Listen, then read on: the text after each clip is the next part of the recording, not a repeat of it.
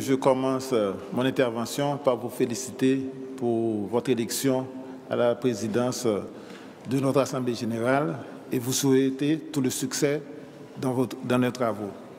Également, je voudrais présenter à la délégation du Guatemala les condoléances de notre délégation et du gouvernement et du peuple haïtien suite à l'éruption volcanique qui a causé plusieurs dizaines de morts dans ce pays. Monsieur le Président, Excellences, Mesdames, Messieurs les ministres des Affaires étrangères, Mesdames, Messieurs les chefs de délégation, Monsieur le Secrétaire général, Mesdames, Messieurs les délégués, Mesdames, Messieurs, c'est pour moi un très grand honneur de prendre la parole au nom du gouvernement de la République d'Haïti et du peuple haïtien à la 48e session ordinaire de l'Assemblée générale de notre organisation, créée il y a 70 ans par ses États membres en vue de parvenir, comme le stipule l'article 1er de la Charte, à un ordre de paix et de justice, de maintenir leur solidarité, de renforcer leur collaboration et de défendre leur souveraineté, leur intégrité territoriale et leur indépendance. Je voudrais, en cette occasion exceptionnelle, saluer les succès obtenus par notre organisation dans la poursuite de ces idéaux. En effet, nous pouvons nous féliciter des avancées notables réalisées dans notre hémisphère en matière de démocratie, de respect des droits humains, du développement durable et de la sécurité multidimensionnelle qui constituent les piliers de notre organisation. Cependant, notre continent fait face aujourd'hui à de nombreux défis qui nous invitent à redoubler d'efforts.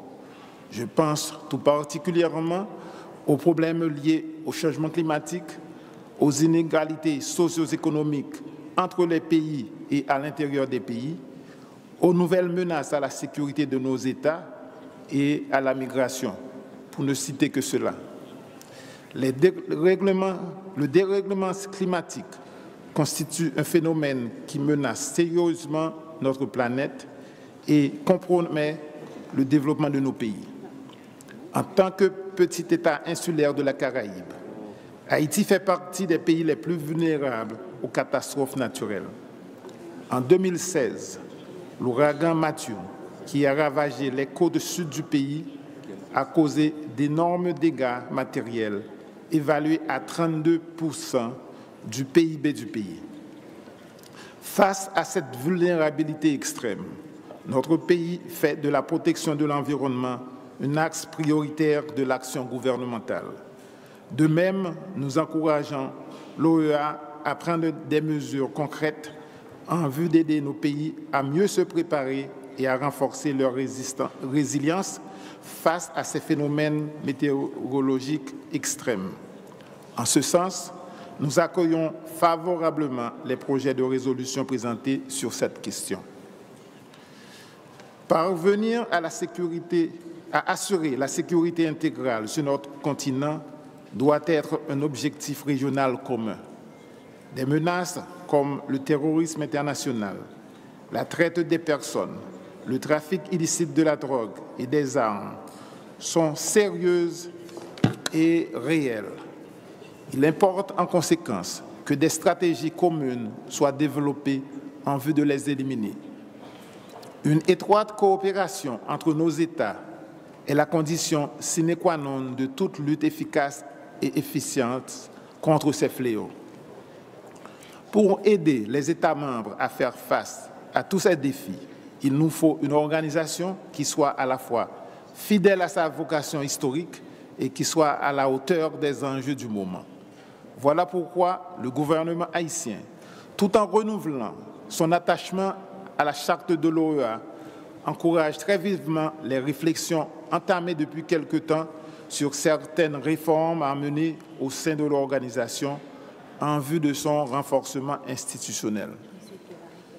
Monsieur le Président, le droit international ainsi que la charte de notre organisation consacrent les principes de non-interférence, de non-intervention et de la solution des différends par le dialogue, la négociation ou la médiation.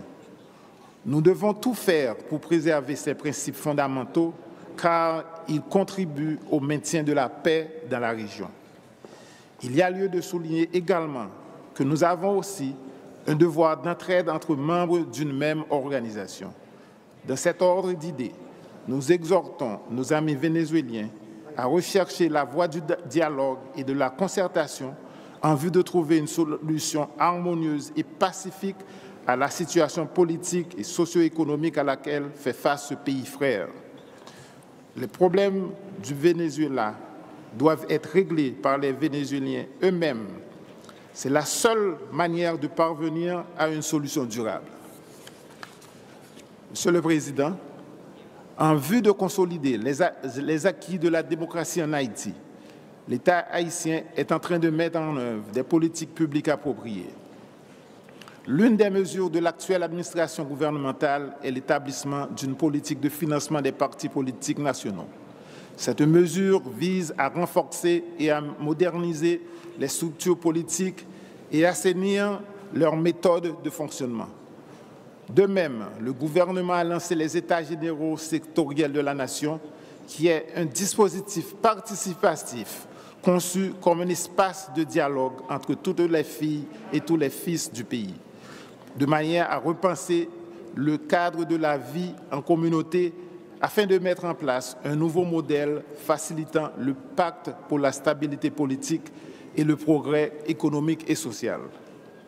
Ainsi, les valeurs démocratiques telles que la liberté d'expression, le respect des droits fondamentaux de la personne, la bonne gouvernance, l'égalité des sujets de droit devant la loi, la reddition de comptes, la lutte contre la corruption sont pleinement promues par l'État. La lutte pour la consolidation des acquis démocratiques va de pair avec la lutte contre la pauvreté.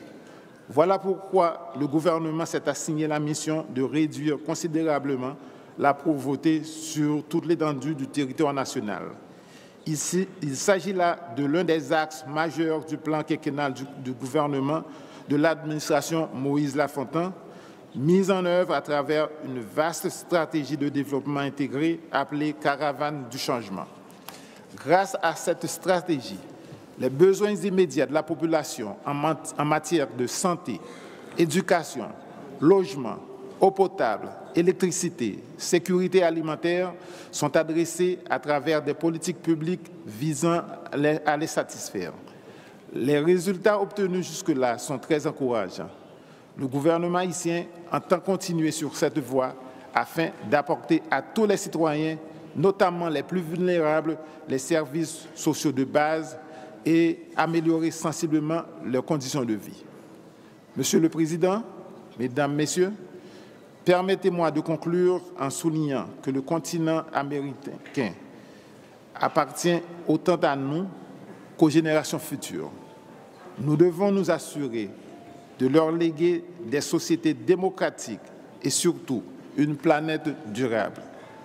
Nos actions communes au sein de l'OEA doivent contribuer à garantir à chaque peuple de notre hémisphère un avenir toujours plus prometteur. Je vous remercie.